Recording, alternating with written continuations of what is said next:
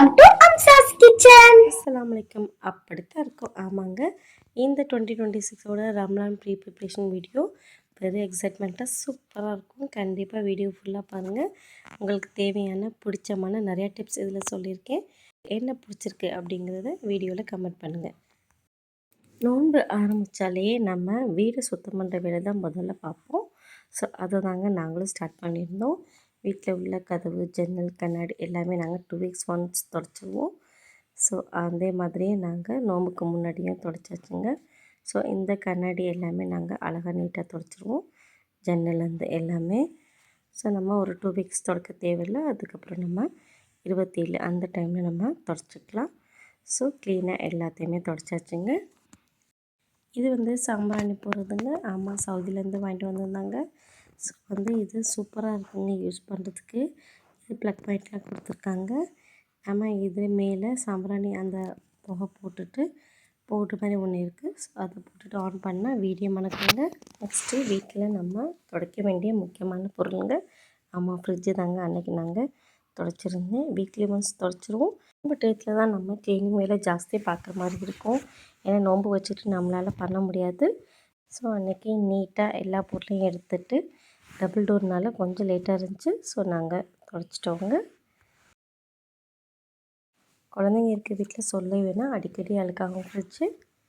இந்த மாதிரி ஒரு லெமனை நான் எடுத்துக்கிட்டேங்க துடைக்கிறதுக்கு. பிசு பிசுப்பு தன்மைலாம் அவங்களுக்கு நல்லாவே க்ளீன் ஆகும். ஸோ நல்லா இந்த மாதிரி எல்லாத்தையும் வச்சு தொடச்சாச்சுங்க. ஃப்ரிட்ஜில் உள்ள எல்லாத்தையுமே கழட்டி நல்லா கழுவி தொடச்சாச்சுங்க. நோன்பு வச்சுக்கிட்டு வெளியே போக முடியாதுங்க. ஸோ நம்ம தேவையான சமையலுக்கு முக்கியமான பொருள் வெங்காயங்க. ஸோ வெங்காயத்தை நாங்கள் சின்ன வெங்காயம், பெரிய வெங்காயம் ரெண்டுமே நாங்கள் ஸ்டோர் பண்ணி வச்சிட்டோங்க. ஸோ நம்ம அதே மாதிரி பூண்டையுமே ஸ்டோர் பண்ணிடுவோங்க. ரெண்டுமே வந்து நமக்கு 1 மந்த்துக்கு மேலேயே வர மாதிரி நம்ம ஸ்டோர் பண்ணிட்டோம். ஒரு 10 டேஸ்க்கு தேவையான அளவு நான் பூண்டையுமே உரித்து வச்சுட்டேங்க. பட் பூண்டு அரைக்கக்கூடாது. ஸோ உரித்து மட்டும் வச்சுட்டேன். இஞ்சியுமே நான் 1 kg அளவு வாங்கிட்டு அதையுமே அரைச்சி வச்சுட்டேங்க பேஸ்ட்டு. நம்ம வந்து யூஸ் பண்ணிக்கலாம் அதுக்காக. நெக்ஸ்ட்டு இந்த பயிர் வகைகள்லாம் வாங்கியிருந்தேங்க. பச்சை பயிறு, சுண்டல், பட்டாணி எல்லாமே. ஸோ அதுவுமே நம்ம 1 மந்த்து ஃப்ரிட்ஜில் வச்சிட்டோம் அப்படின்னா வண்டு வைக்காமல் இருக்கும். வெளியே வச்சிங்கன்னா கூட உங்களுக்கு வண்டு வந்துடும். ஸோ நான் ஃப்ரிட்ஜில் அதை ஸ்டோர் பண்ணி வச்சிட்டேங்க. நோன்பு வந்தாலே ஒரு முக்கியமான பொருள் நமக்கு தேவைப்படும் ஜூஸ் கிடைக்கிறதுக்கு. ஆமாம், லெமனுங்க. ஸோ அதையுமே நான் இந்த மாதிரி ஏர்டைட்டில் ஒரு சில்வர் பாக்ஸில் போட்டு வச்சிங்க அப்படின்னா 1 மந்த்துக்கு தாராளமாக இருக்கும். லெமன் ஜூஸ் செய்யும்போது கண்டிப்பாக சர்பத் சேர்த்து தாங்க செய்யணும். சில பேருக்கு அது பிடிக்கும். பட் எனக்கு வந்து வெறும் லெமன் ஜூஸ் மட்டும்தான் பிடிக்கும். ஸோ ரோஸ் மில்க்காக ரோஸ் சிரப்பு வாங்கி வச்சாச்சுங்க. கல்பாசிங்க. இது வந்து நோம்பு நேரத்தில் நீங்கள் அவசியம் குளிர்ச்சி சேர்த்துக்கணும். இரண்டாவது பொருள் வந்து நமக்கு சம்ஜா விதை. ஸோ அதையுமே நம்ம ஊற வச்சு ஜூஸுகளில் சேர்த்துக்கிட்டிங்க அப்படின்னா ரொம்பவே உடம்புக்கு குளிர்ச்சி. அடுத்த முக்கியமான பொருள் பாதாம் பிசுங்க. இதுவுமே நீங்கள் நோம்பு டயத்தில் அடிக்கடி சேர்த்துக்கணும். நோம்பில் ஒரு முக்கியமான டெசர்ட்டுங்க கஸ்டர்ட். என் பொண்ணு அடிக்கடி செஞ்சு கொடுப்பேன். ஸோ அவங்களுக்காக நான் இதை வாங்கிட்டேன். மஞ்சளும் காய வச்சு அரைக்க வேண்டியது இருந்துச்சுங்க. தீந்து பூச்ச மஞ்சத்தூள். ஸோ அதையுமே வாங்கி காய வச்சு அரைச்சாச்சு. ஸோ நமக்கு பழகிறதுக்கு ஈஸியாக இருக்கும். அதே மாதிரியே மஞ்சத்தூள் கரெக்டாக நோம்பு சமயத்தில் தீர்ந்து போச்சுங்க. ஸோ அதையுமே அரைச்சிடலாம் அப்படின்னு சொல்லிட்டு அதையுமே காய வச்சு அரைச்சிட்டேங்க. மிளகாத்தூளுங்க. ஸோ மிளகாவும் தீர்ந்து போகிற மாதிரி இருந்துச்சு. நோம்பு டயத்தில் நமக்கு அரைக்க முடியாது, வெளியே போய் காய வைக்கவும் முடியாது வெயிலில். ஸோ அதையுமே காய வச்சு சூப்பராக அரைச்சி வச்சிட்டேங்க. இந்த மாதிரி மிளகாவை நம்ம கண்டிப்பாக யூஸ் பண்ணக்கூடாது. இந்த மாதிரி வெள்ளையாக இருந்துச்சு அப்படின்னா கண்டிப்பாக அதை எடுத்துருங்க. ஸோ காய வச்சு பட்டை மாதிரி சூப்பராக அரைச்சாச்சுங்க. மிளகாய்த்தூள் நல்லா ரெட்டிஷாக சூப்பராக இருந்துச்சு. ஸோ அதையும் ஸ்டோர் பண்ணி வச்சாச்சு. அடுத்து முக்கியமானது தாலி கல்யாணத்துக்கு நாங்கள் அரிசி மாவு தேவைப்படும். ஸோ அதையுமே அரைச்சி வச்சிட்டோம். பொரி அரிசி மாவு எப்படி அரைக்கணும் அப்படிங்கிறது நம்ம சேனலில் இருக்குது, போய் கண்டிப்பாக செக் பண்ணி பாருங்கள். அடுத்து ஒரு முக்கியமான மசாலாங்க. ஆமாம், பிரியாணி மசாலா. அதையுமே நம்ம அரைச்சி வச்சிடலாம் அப்படின்னு சொல்லிவிட்டு நான் காய வச்சு அரைச்சி வச்சிட்டேங்க. 2 பங்கு ஏலக்காய் எடுத்தீங்க அப்படின்னா 1 பங்கு பட்டை எடுத்துக்கணும். அதுலேயும் கால்வாசி நீங்கள் கிராம்பு எடுத்துக்கணும். ஃபஸ்ட்டு நம்ம ஏலக்காவை பொடி பண்ணிட்டோம் அப்படின்னா நமக்கு நல்லா பட்டை ஏலக்காய் பொடி பண்ணிடும். ஸோ வந்து நம்ம ஃபஸ்ட்டு ஏலக்காவை பொடி பண்ணி வச்சுங்க. இந்த மாதிரி பொடி பண்ணதுக்கப்புறம் நம்ம பட்டையை இந்த மாதிரி சின்ன சின்னதாக உடச்சி வச்சுருக்கோம்.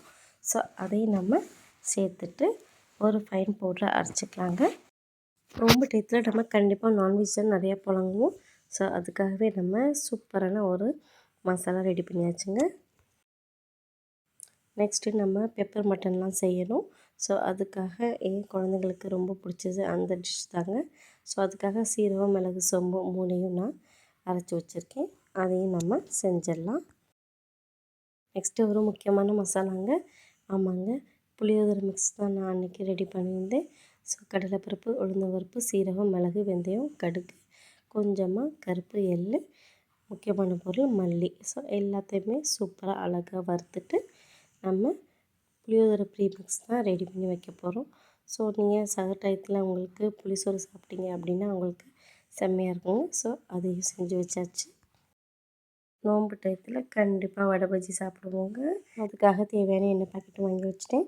என் குழந்தை கண்டிப்பாக பானிபூரி செஞ்சு கேட்பா. ஸோ அதுக்காக பூரி வாங்கியாச்சு. கடைசியாக நம்ம கஸ்டர்ட் அந்த மாதிரி செய்கிறதுக்காக பால் பவுட்ரு நமக்கு கண்டிப்பாக தேவைப்படும். So full cream milk powder அதுவுமே நான் வாங்கி வச்சுட்டேங்க. பாருங்கள் எவ்வளோ சூப்பராக இருக்குது பால் பவுட்ரு அப்படின்னு. ஸோ இதில் நம்ம மில்க் ஷேக்லாம் கூட குழந்தைங்களுக்கு செஞ்சு கொடுத்துக்கலாம். ஸோ அதையுமே நான் ஃபுல் ஸ்டாக் பண்ணி வச்சுட்டேங்க.